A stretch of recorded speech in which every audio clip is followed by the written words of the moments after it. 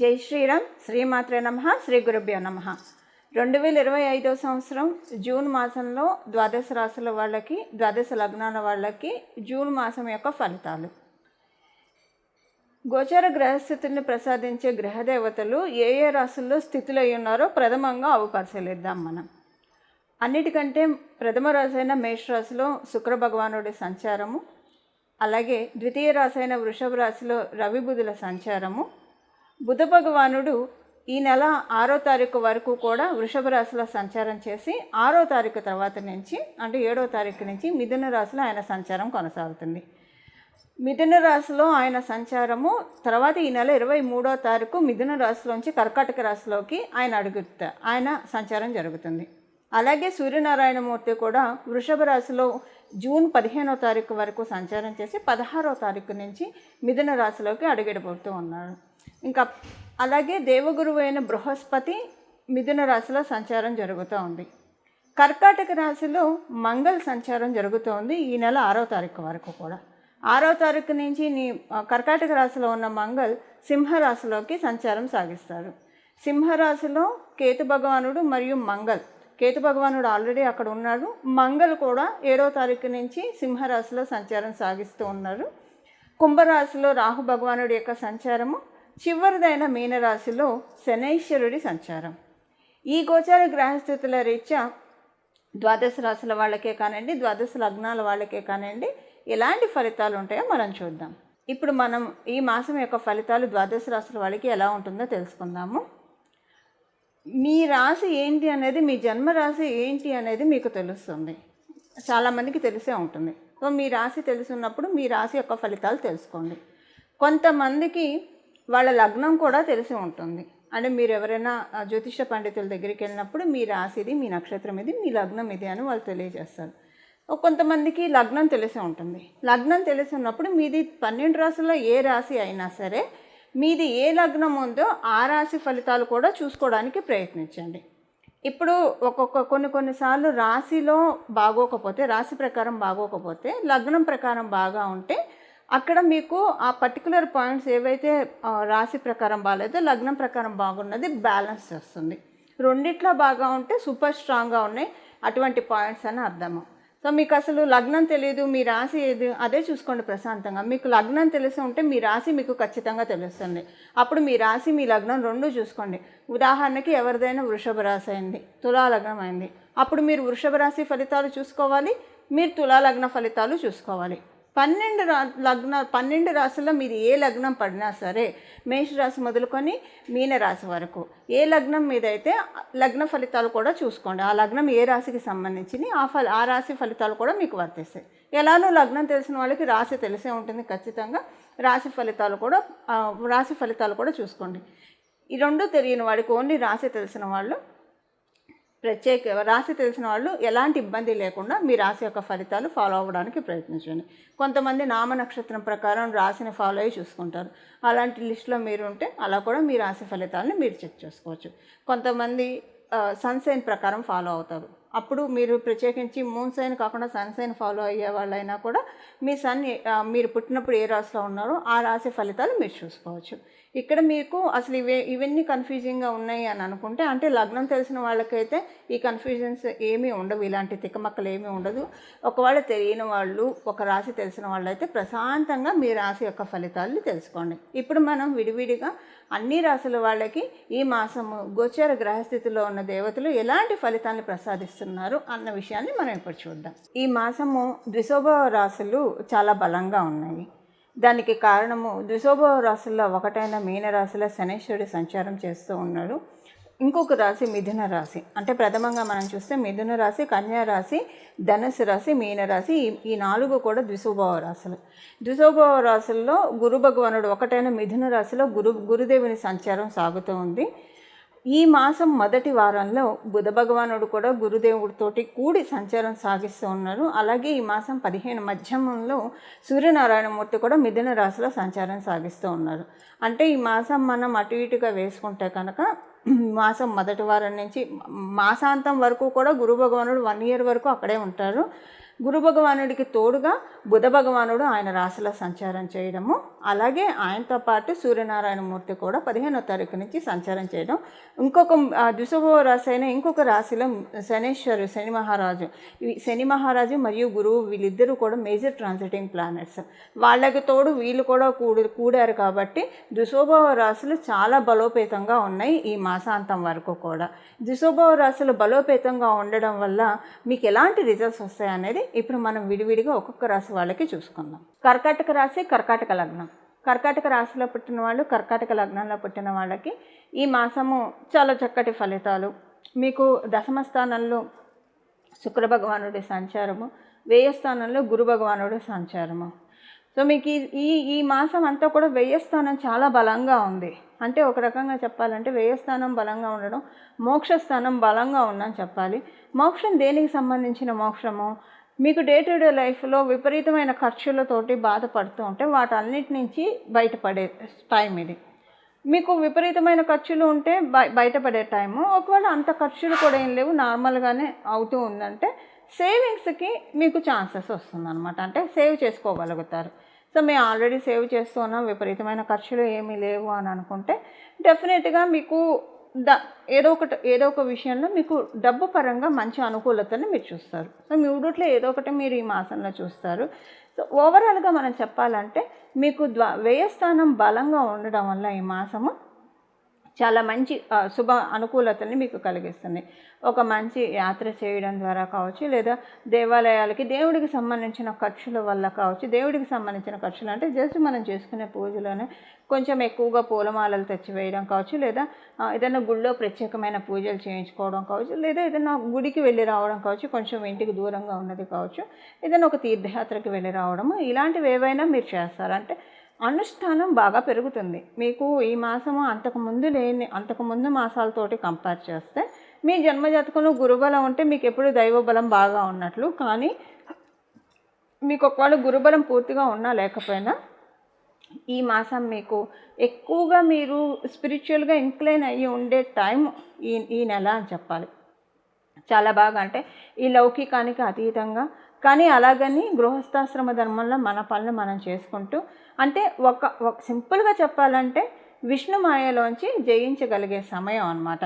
అంతకుముందు వచ్చిన situations same ఈ మాసం ఎవరికైనా అప్లికేబిలిటీ వచ్చినా కూడా తీసుకునే విధానం మారిపోతుంది అన్నమాట.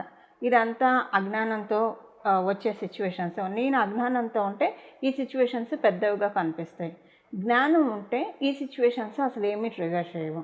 ఇదంతా విష్ణుమాయ, ఇదంతా దేవీమాయ, ఇదంతా ఈశ్వరమాయ అని తెలుసుకునే విధంగా బృహస్పతి మరియు వ్యయస్థానంలో ఉన్న గ్రహదేవతలు మిమ్మల్ని దీవిస్తూ ఉన్నారు. మీ జన్మజాతకం బలంగా ఉంటే అసలు మీకు ఈ మాయకు సంబంధించిన విషయాలు ఏవి కూడా మీరు చూడకుండా హ్యాపీ స్టేట్లో మనశ్శాంతిగా ఉంటారు. మీ జన్మజాతకం ప్రస్తుతం బాగోకపోయి ఉంటే కనుక, అప్పుడంటే జన్మజాతకం బాగోకపోయి ఉండి అంటే మీకు ప్రతికూల దశలు జరుగుతూ ఉంటే అప్పుడు ఏంటంటే మీకు మాయను జయించే శక్తిని విష్ణుమాయను జయించే శక్తి విష్ణుమూర్తి. మీరు విష్ణు భక్తులైతే విష్ణుమాయను జయించే శక్తి విష్ణుమూర్తి, దేవి భక్తులైతే అంబామాయను జయించే శక్తి అమ్మవారు, అలాగే శివభక్తులైతే శివమాయను జయించే శక్తి పరమశివుడు మీకు కలిగిస్తూ ఉన్నారు. ఏదైనా కూడా కథ సుఖాంతం అవుతుంది. ఒక రకంగా సింపుల్గా చెప్పాలంటే మనల్ని మనం మాస్టర్ చేసుకునే సమయం అన్నమాట. మన ఎమోషన్స్ మీద మనం ఒక గ్రిప్ తెచ్చుకునే సమయము. మనల్ని మనం అంటే ఎప్పుడైనా సరే ఏ సిచ్యువేషన్ వచ్చినా సరే మనం ఎంతవరకు రియాక్ట్ అవుతాం దాన్ని బట్టి సిచ్యువేషన్స్ మనల్ని ఇబ్బంది పెడతాయి. సో ఈ మాసం ఏంటంటే ప్రతి దాంట్లో దైవ సహకారంతో ప్రతి పనులు కూడా అంటే ఆటంకాలని అధిగమించుకుంటూ ప్రోగ్రెసివ్ లెవెల్లోకి వెళ్తారు. ఇప్పుడు ఉదాహరణకి ఎవరైనా ఒక కాంపిటేటివ్ ఎగ్జామ్ రాస్తున్నారు, ఎగ్జామ్ బాగా ప్రిపేర్ అయినా సరే ఎవరైనా వచ్చి ఈసారి పేపర్ టఫ్గా ఉండబోతుందన్న మాట చెప్పారనుకోండి, ఉన్నట్టుండి చప్పగా నీరు గారిపోతారు. నీరు గారిపోయి వాళ్ళు చదువుకున్నదంతా మర్చిపోవడం కావచ్చు, లేదా అసలు నేను చదువుకున్నది వస్తుందా రాదా ఈ టెన్షన్ ఉంటుంది. అంటే ఇలాంటి సిచ్యువేషన్స్ నుంచి కమ్ ఓవర్ అవుతారు. ఏమవుతుంది, అటెండ్ చేస్తాము, నేను మొత్తం చదువుకున్నాను, ఇంకెందుకు నేను భయపడాలి, నేను చక్కగా I will give my best. ఇప్పుడు టెన్షన్ పడుతూ కూర్చోవడం వల్ల ఒరిగేదేమీ లేదు. నా ప్రయత్నం నేను చేస్తాను. జయాపజయాలు దైవాధీనాలు అంతా థాట్ ప్రాసెస్లోకి వస్తారు. అంటే ఎగ్జాంపుల్కి నేను విద్యార్థులకు చెప్పాను, ఏదైనా సరే ప్రతి సిచ్యువేషన్ని కూడా ఆలోచించే విధానం మారుతుంది. ఆలోచించే విధానం మారడం వల్ల ఆటంకాల్ని అధిగమించుకుంటూ ప్రోగ్రెసివ్ వేలో మనల్ని మనం ముందుకు తీసుకెళ్లే అవకాశం ఉంటుంది. ఇది ఈ మాసము గోచార గ్రహస్థితులు కర్కాటక రాశి కర్కాటక లగ్నంలో పుట్టిన వాళ్ళకి ఇచ్చే ఫలితాలు. అయితే ఇక్కడ నేను ఉద్యోగస్తులకి వ్యాపారస్తులకి విడివిడిగా చెప్పట్లేదు, ఎందుకంటే ఆటంకాలని అధిగమించే సమయము, మాయని జయించే సమయం. కాబట్టి ఎప్పుడైనా సరే ఈ మాయకి లోబడే మనకి కష్టాలు ఎందుకు వస్తాయి మనకి లౌకికంగా? ఈ మాయనే నిజం అనుకొని దాంట్లో మునిగిపోవడం వల్లే కష్టాలు వస్తాయి. ఒకసారి మాయని ఛేదిస్తే ఎవరైనా సరే సక్సెస్ఫుల్గా ఉంటున్నారు అంటే కనుక వాళ్ళు ఈ మాయకి లోబడకుండా ప్రయత్న లోపం లేకుండా వాళ్ళ ప్రయత్నాలు వాళ్ళు చేసేవాళ్ళే సక్సెస్ఫుల్గా వెళ్తారు. ఈ మాసం ఏంటంటే కర్కాటక రాశి వాళ్ళకి పుట్టిన వాళ్ళకి, కర్కాటక లగ్నంలో పుట్టిన వాళ్ళకి ఒక చిన్న ఇది చెప్తాను. మీరు అంటే ఎప్పుడైనా ఇంట్లో కావచ్చు, ఎక్కడైనా చీమలు పాకుతూ ఉంటాయి. అది ఇలా ఇలా ఇలా ఇలా పాకుతున్నప్పుడు మనం ఇలా చెయ్యి అడ్డం పెడితే అదేం చేస్తుంది? అదేం కుట్టను కూడా కుట్టదు, ఇలా పక్క నుంచి వెళ్ళిపోతుంది. మళ్ళీ ఇటు చేయి పెడితే ఇటు నుంచి వెళ్తుంది. అంటే మనం ఎన్నిసార్లు స్టాప్ చేయాలని చూసినా దాని ప్రయాణాన్ని అది ఆపదు, అది వెళ్ళిపోతూనే ఉంటుందన్నమాట. అది మరీ ఇరిటేట్ చేస్తే అప్పుడు కుడుతుంది, అనవసరంగా కూడా ఎవరిని కుట్టదు. అది మరీ ఇరిటేట్ చేస్తే మటుకు కుడుతుంది, అప్పుడు చచ్చినట్టు వేలు తీస్తాం, అది వెళ్ళిపోతుంది. బట్ మ్యాక్సిమం అంటే మనం ఏం చేసినా దాని పురోభివృద్ధిని మనం ఆపలేము అన్న విషయాన్ని ఒక చీమ మనకి తెలుపుతుంది. అంటే ఇప్పుడు నేను ఇదంతా ఎందుకు చెప్తున్నట్టే, ఈ మాసం కర్కాటక రాశి కర్కాటక లగ్నం వాళ్ళకి అలానే ఉంటుంది. జయించే లెవెల్లో మీరు ఉన్నారు. మన జీవితానికి సంబంధించిన విషయాల్లో ఉన్నత శిఖరాల్ని చేరుకునే విధంగా మనల్ని గ్రహదేవతలు దీవిస్తూ ఉన్నాయి. దానికోసము మీ ప్రయత్నాలు మన ప్రయత్నాలు మనం చేస్తాం. ఎందుకంటే గోచర గ్రహం చాలా పటిష్టంగా ఉన్నాయి కాబట్టి. మీ జన్మజాతకం అనుకూలంగా ఉంటే ఇది డబల్ ట్రిపుల్ స్ట్రాంగ్గా ఉంటుంది. మీ జన్మజాతకం అనుకూలంగా లేకపోయినా స్ట్రాంగ్గానే మీరు ముందుకు వెళ్తారు. చాలా స్ట్రాంగ్ మైండ్ సెట్ తోటి, చాలా పాజిటివ్ యాటిట్యూడ్ తోటి ఈ మాసము మీకున్న అన్ని రుగ్మతల నుంచి మిమ్మల్ని మీరు బయటపడేసుకున్న సమయం. అది ఆరోగ్యానికి సంబంధించిందా, వృత్తికి సంబంధించిందా, విద్యకి సంబంధించిందా, దేనికైనా సరే మిమ్మల్ని మీరు స్ట్రాంగ్ చేసుకుంటారు. ఆ విధంగా గ్రహదేవతలు అందరినీ బ్లెస్ చేస్తూ ఉన్నాయి. ఇవి కర్కాటక రాశి కర్కాటక లగ్నంలో పుట్టిన వాళ్ళ గోచర గ్రహస్థితుల ఫలితాలు. ఈ మాసంలో ద్విశోభవ రాశుల్లో అత్యంత బలీయంగా ఉన్నది మిథున రాశి. మనం కాలపురుషుడి కుండలిలో చూసుకుంటే కనుక మిథున రాశి మన భుజాలని సూచిస్తుంది. అంటే ఏదైనా ఒక కార్యం వాళ్ళు భుజాల మీద వేసుకొని వాళ్ళు నడిపిస్తున్నారు, ఇలా మనం జనరల్గా చెప్పుకుంటూ ఉంటాం కదా.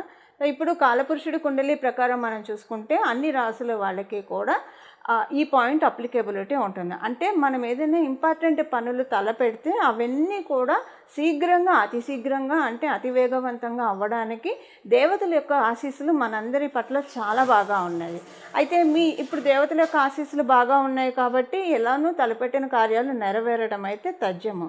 కాకపోతే మీ యొక్క జన్మగ్రహ స్థితులను అనుసరించి ఒకవేళ జన్మగ్రహస్థితులు బాగా ఉన్నా, ఒక్కొక్కసారి అనుకూలమైన గ్రహదశలు రాకపోయినా సరే జన్మగ్రహస్థితులు బాగా ఉన్నా ఆ ఫలితాలను అయితే, పర్టికులర్ ఫలితాలను అయితే పూర్తిగా చూడలేరు. ఎప్పుడైనా సరే మనకి దశ అంతర్దశల్లోనే మనం ఫలితాలను చక్కగా చూడగలుగుతాం. ఏ గ్రహం ఇచ్చే ఫలితాలు మనం చూడగలుగుతాం.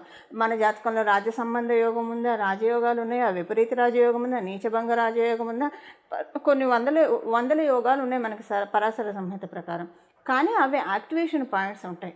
అయితే ఇప్పుడు మనకి గోచారంలో మనందరికీ యాక్టివేషన్ పాయింట్ ఏంటంటే మిథున రాశి బలంగా ఉంది కాబట్టి పనులన్నీ స్పీడప్ అయ్యే టైం లాగ్ లేకుండా చాలా బాగా వేగవంతంగా మనం అనుకున్న పనులు మన దైనందిన జీవితంలో మనం అనేక పనులు చేపడుతూ ఉంటాము. ఉదాహరణకి కొంతమంది ఉద్యోగానికి ప్రయత్నిస్తూ ఉంటారు, కొంతమంది వ్యాపారంలో పురోభివృద్ధికి ప్రయత్నిస్తుంటారు, విద్యార్థులు అయితే వాళ్ళ చదువులో అధిక ముందుకు వెళ్ళడానికి ప్రయత్నిస్తారు, కొంతమంది సొంత ఇంటి కోసం ప్రయత్నం చేస్తుంటారు, కొంతమంది గృహ నిర్మాణం చేపట్టి మధ్యలో ఆగిపోయి ఇబ్బంది పడుతుంటారు. ఇలాగ మనకి డే టు డే లైఫ్లో చాలా వర్క్స్ అనేవి పెండింగ్ ఉండిపోతూ ఉంటాయి. పెండింగ్ ఉన్న వర్క్స్ అన్నీ ముందుకు సాగడానికి, ప్రత్యేకించి పేపర్ వర్క్స్ ఏమైనా పెండింగ్ ఉంటే కనుక అగ్రిమెంట్ మీద సైన్లు చేయక పనులన్నీ ఆగిపోతున్నాయి, ఇలాంటి ట్రబుల్స్ ఎవరైనా ఫేస్ చేస్తూ ఉంటే దానికి ఇది ది బెస్ట్ పీరియడ్ అనమాట. లేదా కమ్యూనికేషన్స్ వైజ్ ఒక మెయిల్ వస్తే చాలు వాళ్ళ నుంచి మనకి పని అయిపోయినట్లు అనుకున్న వాళ్ళకి. సో ఇలాగా తదితర అంశాలని మనం పరిగణనలోకి తీసుకుంటే ద్వాదశ రాశుల వాళ్ళకి, ద్వాదశ లగ్నాల వాళ్ళకి ది బెస్ట్ టైం ఇది. మన పనులు గోచారంలో మనకి గ్రహదేవతల అనుకూలత బాగా ఉంది కాబట్టి ఇప్పుడు ఈ చిన్న మంత్రాలు, ఇప్పుడు నేను చెప్పబోయే నామాన్ని, మంత్రం కూడా కాదు, నామాన్ని జపించడం వల్ల మనం అనుకున్న పనులన్నీ కూడా వేగవంతంగా అతి శీఘ్రంగా అవ్వడానికి చక్కటి సదవకాశాలు ఉంటాయి. ఇప్పుడు ఈ నామం ఏంటో మనం చూద్దాం. మీరు ఉదయాన్నే స్నానం చేసిన వెంటనే చక్కగా ఓంకారం చేర్చి జపించుకోవచ్చు. రోజుకి ఒక 108 సార్లు, 41 సార్లు కానీ 108 సార్లు కానీ, ఎంతోసేపు పట్టదు, జపించడానికి ప్రయత్నించండి. మీరు రోజంతా కూడా ఓంకారాన్ని తీసేసి ఉత్తగా నామంలాగా కూడా దీన్ని జపించవచ్చు.